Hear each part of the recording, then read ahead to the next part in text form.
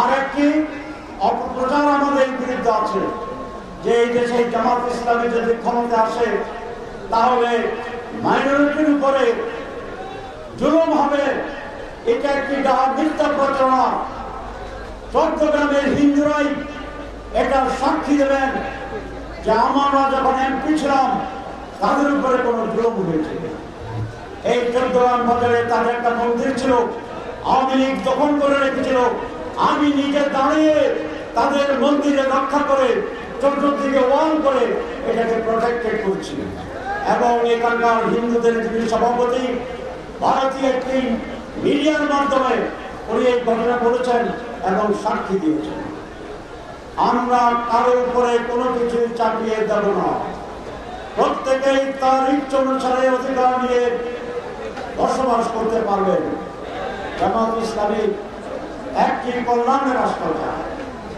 এই কল্যাণ রাষ্ট্র মানে হচ্ছে ন্যায় বিচার পাবেন, অধিকার পাবেন, ইজ্জত পাবেন এবং প্রত্যেকটি মানুষ দল মতে নির্বিশেষে তার ন্যায্য অধিকার ভোগ করতে পারবে নির্ভয়ে নির্দ্বিধায় কোন প্রচেষ্টা ছাড়া। অন্যান্য রাষ্ট্রের দায়িত্বই থাকবে। নির্বাচন আমরা বলছি সুষ্ঠু, নিরপেক্ষ, পার্টিসিপেটরি নির্বাচন হতে হবে এবং সেটি 2025 সালের ভিতরে হতে হবে।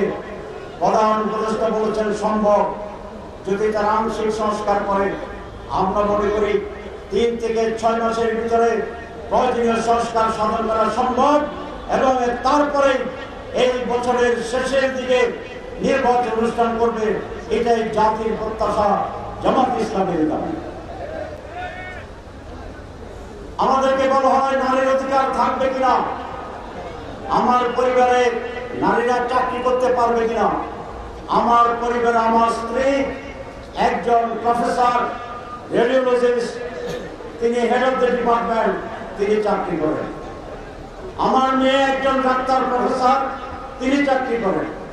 আমার দ্বিতীয় মেয়ে এক ইউনিভার্সিটির টিচার, তিনি চাকরি করেন। আমার ছোট মেয়ে একটা আর্কিটেক্ট, তিনি চাকরি করেন।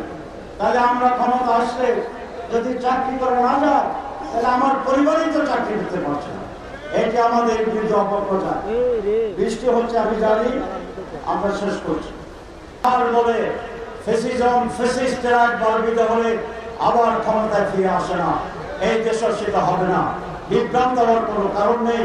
মাঝে মধ্যে যে দলটির কথা বলছি তাদের এখন সভাপতিকে জানেন, তাদের সেক্রেটারি জানেন, আমরা সেটা জানি।